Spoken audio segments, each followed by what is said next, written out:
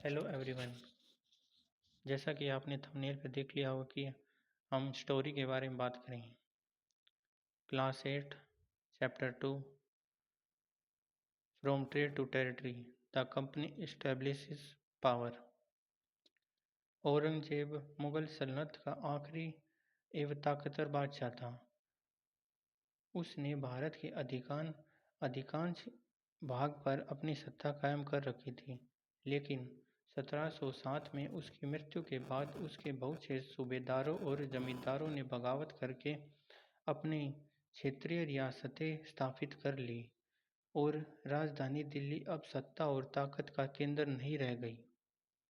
सन 1612 में सूरत के पास कैंप लगाने वाले अंग्रेज टॉमस रो के कदम भारत में पड़े। उस समय एक छोटी सी व्यापारिक कंपनी के रूप में अंग्रेज भारत आए थे और उनका मकसद उस समय केवल व्यापार करना था। लेकिन केवल 200 वर्ष में ही अंग्रेजों ने भारत जैसे एक विशाल देश पर साम्राज्य कैसे स्थापित कर लिया, हम उसी के बारे में इस अध्याय में पढ़ेंगे। Now east India company comes east. East India company ने सन 1600 में इंग्लैंड की महारानी एलिजाबेथ से इजाज़तनामा हासिल करके ईस्ट के देशों से व्यापार करने का अधिकार प्राप्त कर लिया था। अब इंग्लैंड की कोई दूसरी कंपनी इस इलाके में व्यापार नहीं कर सकती थी। इस इजाज़तनामे के सहारे कंपनी यहाँ का सस्ता माल खरीद कर यूरोप के बाज़ारों में मोटे मुनाफे पर बेच सकती थी। ईस्ट इंडिया कंपनी एक कमर्शियल कंपनी थी और कंपटीशन से बचकर ही लाभ कमा सकती थी, लेकिन महारानी का इजाज़तनामा यूरोप की दूसरी कंपनियों को भारत के बाज़ारों में आने से नहीं रोक सकता था। अंग्रेज़ों के भारत आने से पहले 1498 में पुर्तगाली यात्री वास्को डी गामा भारत पहुंच चुका था और पुर्तगालियों ने गोवा में डेरा डाल लिया था। 17वीं सदी के शुरू में डच व्यापारी भी यहाँ व्यापार की तलाश में पहुँचे। उसके कुछ समय बाद फ्रांसीसी व्यापारी भी यहाँ आ गए। उस समय यूरोप के बाज़ारों में भारतीय बारीक सूती कपड़े, रेशम, काली मिर्च, इलायची, दालचीनी व अन्य मसालों व मेवों की जबरदस्त मांग थी। जब यूरोप की कई कंपनियां भारतीय माल की मांग करने लगी तो इनके दाम बढ़ गए, जिनसे उनका मुनाफा लाभ कम हो गया। ऐसी कंडीशन में ये कंपनियां अपना व्यापार बचाने के लिए दूसरी कंपनियों को किसी भी तरह ख़त्म करने पर तुल गई। बाजार पर कब्जे को लेकर उनमें लड़ाइयाँ होने लगीं। कंपनियां मौका पड़ने पर एक दूसरे के माल से लदे जहाज़ों को समुद्र में डुबो देती और दूसरी बाधाएं भी डालती। यहाँ व्यापार हथियार की मदद से चल रहा था और व्यापारिक चौकियों को किलेबंदी के जरिए सुरक्षित रखा जाता था। अपनी बस्तियों को किलेबंद करने और व्यापार में मुनाफा कमाने की इन कोशिशों के कारण स्थानीय शासकों से भी कंपनियों के टकराव होने लगे। इस प्रकार व्यापार और राजनीति को एक दूसरे से अलग रखना कंपनी के लिए मुश्किल होता जा रहा था। नेक्स्ट है east India company began trade in Bengal. East India company ने अपनी पहली फैक्ट्री बंगाल के हुगली नदी के तट पर 1651 में शुरू की। इसके व्यापारी फैक्टर कहलाते हैं। फैक्ट्री के पास ही कंपनी के दफ्तर में उसके अफसर बैठते थे। व्यापार फैलने पर कंपनी ने सौदागरों और व्यापारियों को फैक्ट्री के पास ही बसने को प्रोत्साहित किया। 1696 तक कंपनी ने इस आबादी को एक किले में घेर लिया। 1698 में कंपनी ने मुगल अफसरों को रिश्वत देकर 3 गांवों की जमींदारी भी खरीद ली।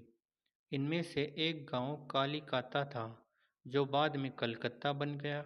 अब इसे कोलकाता कहा जाता है।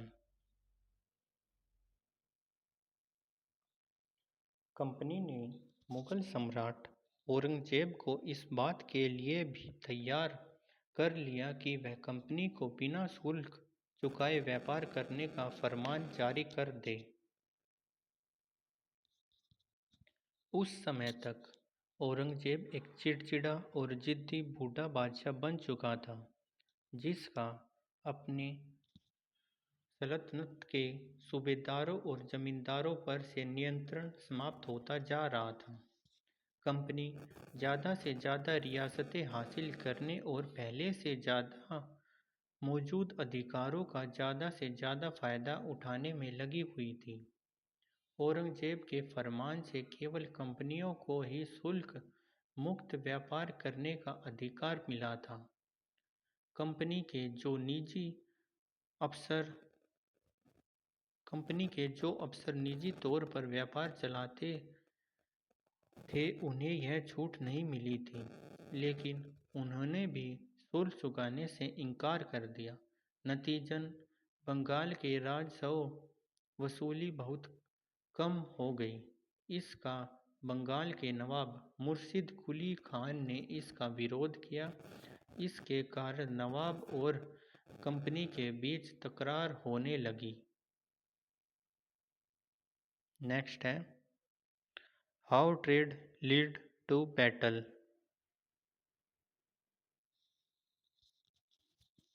18वीं सदी के शुरू में ईस्ट इंडिया कंपनी और बंगाल के नवाबों के बीच झगड़े बढ़ गए। औरंगजेब की मृत्यु के बाद नवाब मुर्शिद अली खान खुद को बंगाल का असली शासक समझने लगा। दूसरी क्षेत्रीय शक्तियां भी सिर उठाने लगी। बंगाल में मुर्शिद अली खान के बाद अली वर्दी खान, उसके बाद सुराजुद्दौला, ये सभी शक्तिशाली शासक थे। उन्होंने कंपनियों को छूट देने से मना कर दिया। व्यापार का अधिकार देने के बदले कंपनी ने रिवॉर्ड मांगे, उसे सिक्के डालने का अधिकार नहीं दिया और उसकी किलेबंदी को बढ़ाने से रोक दिया। कंपनी पर धोखाधड़ी का आरोप लगाते हुए उन्होंने दलील दी कि उसकी वजह से बंगाल सरकार की राजस्व वसूली कम होती जा रही है और नवाबों की ताकत कमज़ोर पड़ रही है। उधर कंपनियों का कहना था कि स्थानीय अधिकारों की बेतुकी मांगों से कंपनियों का व्यापार तबाह हो रहा है। व्यापार तभी फल फूल सकता है जब सरकार शुल्क हटा दे। कंपनी अपना व्यापार फैलाने के लिए समझौता बढ़ाना तथा गांव खरीद कर किलों का पुनर्निर्माण करना चाहती थी। इससे कंपनी और नवाबों के संबंध इतने अधिक बिगड़ गए कि इसके परिणामस्वरूप प्रसिद्ध प्लासी का युद्ध लड़ा गया। नेक्स्ट है द बैटल ऑफ प्लासी। सन 1756 में अली वर्दी खान की मृत्यु के बाद सिराजुद्दौला बंगाल के नवाब बने। कंपनी ने सिराजुद्दौला की ताकत से काफ़ी भय था। सिराजुद्दौला की जगह कंपनी एक ऐसा कठपुतली नवाब चाहती थी जो उसे व्यापारिक छूट और अन्य सुविधाएं आसानी से देने में आनाकानी न करे। कंपनी ने सिराजुद्दौला की जगह उसके किसी प्रतिद्वंदी को नवाब बनाने की कोशिश की। जवाब में सिराजुद्दौला ने हुक्म दिया कि कंपनी उनके राज्य के किसी राजनीतिक मामले में टांग अड़ाना बंद कर दे, किलाबंदी रोके और बकाया राजस्व चुकाए। जब दोनों पीछे हटने को तैयार नहीं हुए तो नवाब ने अपने 30,000 सिपाही लेकर कासिम बाजार में स्थित इंग्लिश फैक्ट्री पर हमला बोल दिया। नवाब की फौजों ने कंपनी के अफसरों को गिरफ्तार कर लिया। गोदाम पर ताला डाल दिया गया। अंग्रेजों के हथियार छीन लिए और अंग्रेज जहाज़ों को घेर लिया। इसके बाद नवाब ने कंपनी के कलकत्ता स्थित किले पर कब्जा कर लिया। कलकत्ता छिन जाने की खबर सुनकर कंपनी ने मद्रास से अपनी सेना को भेज दिया। रॉबर्ट क्लाइव के नेतृत्व में नवाब सिराजुद्दौला से लंबी सौदेबाजी चली और पर कोई नतीजा नहीं निकला। आखिरकार सन 1757 में रॉबर्ट क्लाइव की सेना ने नवाब की सेना को हरा दिया। नवाब सिराजुद्दौला की हार का एक प्रमुख कारण उसका सेनापति मीर जाफर था। सेनापति मीर जाफर ने धोखेबाजी की थी। मीर जाफर की टुकड़ियों ने इस युद्ध में हिस्सा नहीं लिया। रॉबर्ट क्लाइव ने यह कहकर उसे अपने साथ मिला लिया था कि सिराजुद्दौला को हटाकर मीर जाफर को नवाब बना दिया जाएगा।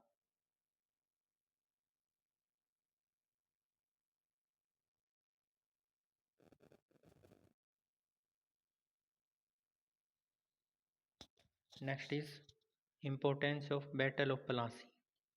प्लासी की जंग इसलिए महत्वपूर्ण मानी जाती है क्योंकि भारत में यह कंपनी की पहली बड़ी जीत थी।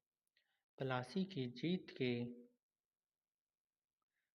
की जंग के बाद सिराजुद्दौला को मार दिया गया और मीर जाफर नवाब बन गया। कंपनी अपने कठपुतली नवाब में से छूट हासिल करके बिना किसी खून खराबे के अपने व्यापार का विस्तार करना चाहती थी, लेकिन कंपनी को जल्द ही महसूस हुआ कि कठपुतली नवाब हमेशा उसके इशारों पर नाचने वाले नहीं हैं। आखिरकार कंपनी ने मीर जाफर को हटाकर मीर कासिम को नवाब बना दिया और जब वह भी परेशान करने लगा तो कंपनी ने उसे सन 1764 में बक्सर की लड़ाई में हरा कर बंगाल से बाहर भगा दिया तथा फिर से मीर जाफर को नवाबी सौंप दी। अब नवाब को हर महीने 5 लाख रुपए कंपनी को चुकाने थे। कंपनी अपने सैनिक खर्चों से निपटने, व्यापारिक जरूरतों तथा अन्य खर्चों को पूरा करने के लिए और पैसा चाहती थी। कंपनी और ज़्यादा इलाके तथा और ज़्यादा कमाई चाहती थी। सन 1765 में जब मीर जाफर की मृत्यु हुई तब तक कंपनी के इरादे बदल चुके थे। कठपुतली नवाबों के साथ अपने खराब अनुभवों को देखते हुए रॉबर्ट क्लाइव ने ऐलान किया कि अब हमें खुद ही नवाब बनना पड़ेगा। आखिरकार सन 1765 में कमजोर पड़ते जा रहे मुगल सम्राट ने कंपनी को ही बंगाल प्रांत का दीवान नियुक्त कर दिया। दीवानी मिलने के कारण कंपनी को बंगाल के विशाल राजस्व संसाधनों पर नियंत्रण मिल गया। इस तरह कंपनी की एक पुरानी समस्या हल हो गई थी। 18वीं सदी की शुरुआत से ही भारत के साथ उसका व्यापार बढ़ता जा रहा था, लेकिन उसे भारत में ज़्यादातर चीज़ें ब्रिटेन से लाए हुए सोना और चांदी के बदले में ही खरीदनी पड़ती थी। इसकी वजह यह थी कि उस समय ब्रिटेन के पास भारत में बेचने के लिए कोई और चीज़ नहीं थी। प्लासी की जंग के बाद ब्रिटेन से सोने की निकासी कम होने लगी और बंगाल की दीवानी मिलने के बाद तो ब्रिटेन से सोना लाने की जरूरत ही नहीं रही। अब भारत से होने वाली आमदनी के सहारे ही कंपनी अपने खर्चे चला सकती थी। इस कमाई से कंपनी भारत में सूती और रेशमी कपड़ा खरीद सकती थी, अपनी फौजों को भी संभाल सकती थी और कलकत्ता में किले और दफ्तरों के निर्माण की लागत उठा सकती थी। Next is company official become nawabs. Company के पास अब सत्ता और ताकत थी, लेकिन साथ ही कंपनी का हर कर्मचारी नवाबों की तरह जीने के ख्वाब देखने लगा था। प्लासी की लड़ाई के बाद बंगाल के नवाबों को कंपनी ने जमीनों प्लासी की लड़ाई के बाद कंपनी ने बंगाल के नवाबों को जमीनें, ढेर सारा पैसा तोहफे में देने पर बाध्य किया। खुद रॉबर्ट क्लाइव ने भारत में बेहिसाब दौलत जमा कर ली थी। सन 1743 में जब वह इंग्लैंड से मद्रास आया था तो उसकी उम्र 18 साल थी। सन 1767 में जब वह 2 बार गवर्नर बनने के बाद हमेशा के लिए भारत से रवाना हुआ तो यहाँ उसकी दौलत 4,01,102 पाउंड के बराबर थी। दिलचस्प बात यह थी कि गवर्नर के अपने दूसरे कार्यकाल में उसे कंपनी के भीतर फैले भ्रष्टाचार को खत्म करने का काम सौंपा था, लेकिन सन 1772 में ब्रिटिश संसद ने उसे खुद भ्रष्टाचार के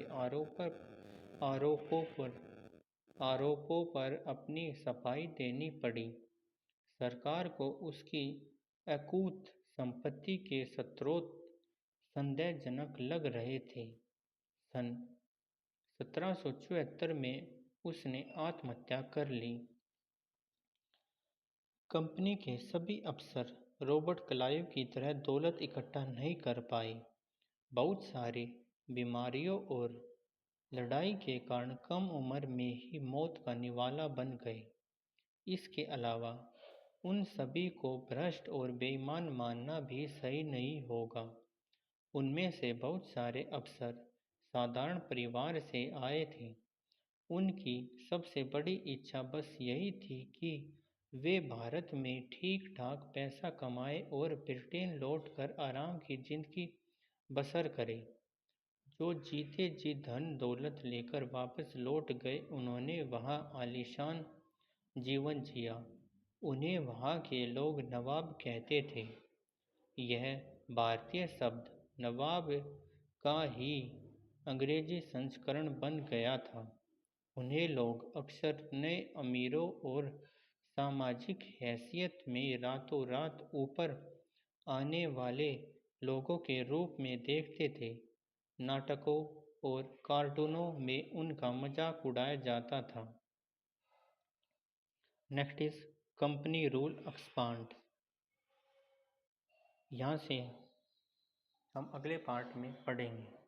अगर वीडियो अच्छी लगी हो तो चैनल को सब्सक्राइब करना, लाइक करना और वीडियो को शेयर करना। Thank you.